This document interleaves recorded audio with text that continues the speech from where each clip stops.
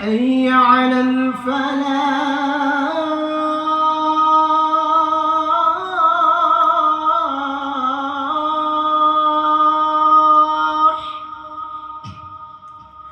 حي على الفلاح.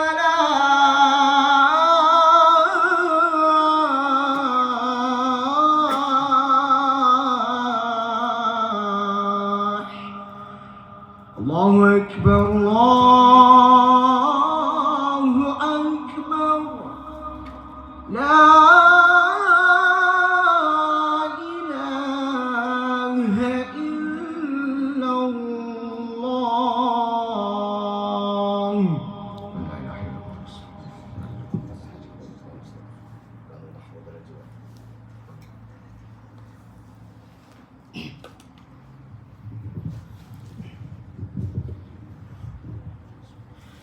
إن الحمد لله نحمده ونستعينه ونستغفره ونعوذ بالله من شرور أنفسنا وسيئات أعمالنا. من يهده الله فلا مضل له ومن يضلله فلا هادي له. وأشهد أن لا إله إلا الله وأشهد أن محمدا عبده ورسوله. يا أيها الذين آمنوا اتقوا الله حق تقاته ولا تموتون إلا وأنتم مسلمون. يا أيها الناس اتقوا ربكم الذي خلقكم من نفس واحدة وخلق منها زوجها وبث منهما رجالا كثيرا ونساء واتقوا الله الذي تساءلون به والأرحام إن الله كان عليكم رقيبا. يا أيها الذين آمنوا اتقوا الله وقولوا قولا سديدا يصلح لكم أعمالكم ويغفر لكم ذنوبكم ومن يطع الله ورسوله فقد فاز فوزا عظيما. فإن خير الحديث كتاب الله وخير الهدي هدي محمد صلى الله عليه وسلم وشر الأمور محدثاتها وكل محدثة بدعة وكل بدعة ضلالة وكل ضلالة في النار. Mga kapatid sa pananampalatayang Islam, sa araw na ito, ang napili kong topic ay patungkol sa kamatayan. Ang buhay sa mundong ito, mga kapatid, ay sadyang napakaikli lamang. At kung inyong pagmamasdang mabuti, at ang ilan sa atin ay maaaring mamuhay ng 5 taon o kaya ay 10 taon or maaaring 20 taon mula ngayon. At maaaring ang buhay ng isa sa atin ay hanggang sa taong ito na lamang ayon sa itinakda sa kanya ni Allah subhanahu wa ta'ala. Dahil katotohanan na ang kamatayan ay walang nakakaalam mula sa atin. Hindi natin ito nalalaman, hindi natin ito nababatid. At anumang oras o sandali ay pwedeng dumating ito sa atin. Saan man lugar ka naroroon, sinabi ni Allah subhanahu wa ta'ala sa maluwalhating Quran, at walang sino man may buhay ang nakakaalam kung ano ang mangyayari sa kanyang hinaharap. At walang sino mang may buhay ang nakakaalam kung saan kalupaan siya mamamatay. Bagkus ang Allah, siya lamang ang nagmamay-ari ng lahat ng kaalamang ito.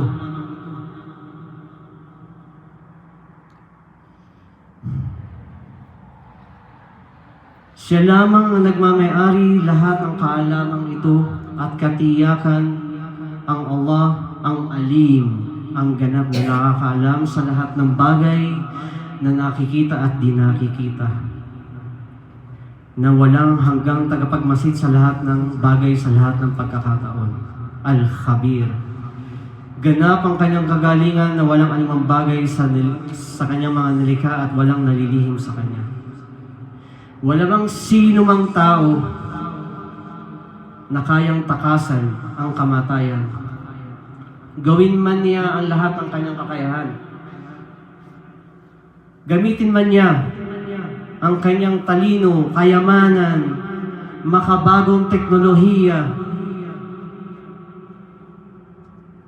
at gamutan man niya kung ano ang hindi niya kayang matatakasan ang kamatayan. Gawin man niya na ito ay sumang-ayon pa siya sa mga dalubhasa, dadaan at dadaan siya sa yugtong ito. At katotohanan na walang pag-aalinlangan, sinabi ni Allah subhanahu wa ta'ala sa maluwalhating Quran. Sabihin mo, Muhammad, katiyakan ng kamatayan na inyong tinatakasan ay walang pag-aalinlangan na inyong makakaharap. Dahil katotohanan, ito ay darating sa inyo sa katapusan ng inyong buhay. Pagkatapos kayo ay ibabalik sa araw ng muling pagkabuhay. Tungo sa Allah na siyang ganap na nakakabatid ng anumang lihim at anumang nakikita, at ipinababatid niya sa inyo ang inyong mga kinagawian na gawain, at ayon dito kayo ay tutumbasan o gagantimpalaan. Kahit saan man kayo naroon, ang kamatayan ay darating sa inyo. Kahit sa lupalop lugar, ito ay hahanapin kayo. Kahit na kayo ay nasa loob ng inyong mga kuta na itinayo ng pagkatatag, na malayo sa mga lugar ng labanan. At kapag dumating ang nakatakdang panahon, sa inyo ay mamamatay kayo. At katotohanan, ito ay hindi na bago sa atin. Halos araw-araw, mga kapatid, meron tayong naririnig o nababalitaan na namatay. At minsan sila ay mula sa ating lugar, kapitbahay, kapatid, kamag-anakan. Pero sadyang tayo ay nakakalimot. Madalas nito, dahil na rin siguro sa mga palamuting inilagay sa mundong ito upang tayo ay subukan ng Diyos. Kaya huwag magpadala sa tukso o bighani o ganda ng mundo, dahil katotohanan na ito ay hindi mananatili at ito ay inyong iiwanan. Maliban na lamang sa Allah, ang kanyang gantimpala ay hindi naglalaho. Lahat ng nasa ibabaw ng kalupaan na nilikha ay mamamatay. At ang mukha ng iyong Panginoon na si Allah subhanahu wa ta'ala, na punong-puno ng kadakilaan, kamarhalikaan, karangyaan, karangalan, at kabaitan ay mananatili magpasawalang hanggan. Aqulu qawli hadha wastaghfirullahi wa lakum wa lisairil muslimin min kulli dhanbin fastaghfiru innahu huwal ghafurur rahim.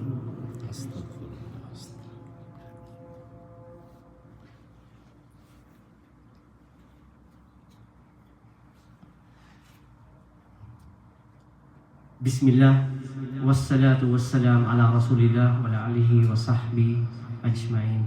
Thumma mabad.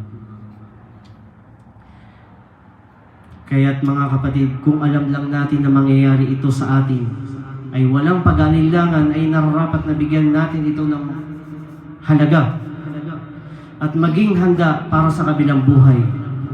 Gamitin natin ang buhay na ito sa mundo para sa kabutihan at para makamit ang kasiyahan ni Allah subhanahu wa ta'ala. Upang sa ganoon sa kabilang buhay ay kalulugdan niya tayo. Kaya naman ang Propeta Muhammad sallallahu alaihi wasallam ay tinuruan tayo laging alalahanin ang kamatayan para maalala ang kabilang buhay. Sinabi sa isang hadith o narration ni Abu Hurairah radhiyallahu anhu. Siya ay nagsabi, sinabi ng sugo ng Allah sallallahu alaihi wasallam, paramihin ninyo ang pag-aalaala sa sumisira ng lahat ng kasarapan sa buhay. Ito ay ang kamatayan. At isa pang ulat ni Abu Hurairah radhiyallahu anhu, siya ay nagsabi, sinabi ng Propeta Muhammad sallallahu alaihi wasallam, bisitahin ninyo ang mga libingan dahil tunay na ito ay magpapaalala sa inyo sa kabilang buhay. At bilang panghuli mga kapatid, nararapat din natin na malaman na si Propeta Muhammad sallallahu alaihi wasallam ay nagbilin sa atin ng 5 bagay. Sinabi niya, ang 5 bagay na dapat nating bigyan ng pansin at halaga habang tayo ay nabubuhay sa mundong ito.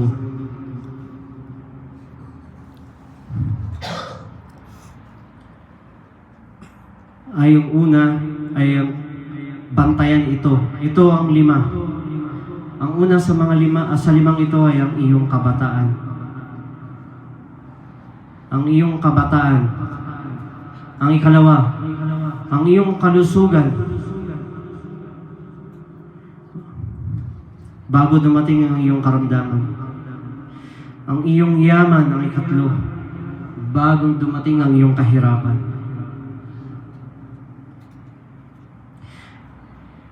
Ang iyong malayang oras, bago dumating ang iyong pagkaabala. At ang ipanghuli ang iyong kamatayan, ang iyong buhay bago dumating ang iyong kamatayan. Isinalaysay ni Al-Hakim sa kanyang aklat na Mustadrak, naway ipagkaloob sa atin ng Allah ang pusong laging nag-aalala sa kamatayan, na bago tayo bawian ng buhay ay nagawa natin sa ating mga gawain na katanggap-tanggap ito para kay Allah at kinalulugdan niya tayo. Mga kapatid, dito nagtatapos ang aking khutbah. Inna Allaha wa malaikatahu yusalluna 'alan nabiy ya ayyuhalladhina amanu sallu 'alaihi wa sallimu taslima. Allahumma salli 'ala Muhammad wa 'ala ali Muhammad kama sallaita 'ala Ibrahim wa 'ala ali Ibrahim innaka Hamidum Majid. Allahumma barik 'ala Muhammad wa 'ala ali Muhammad kama barakta 'ala Ibrahim wa 'ala ali Ibrahim innaka Hamidum Majid. Inna Allaha wa malaikatahu Rabbana atina fid dunya hasanah wa fil akhirati hasanah wa qina adzaban nar. Wa aqimus salat innas salata tanha 'anil fahsya'i wal munkar wa la dzikrullahi akbar wallahu ya'lamu ma tasna'un.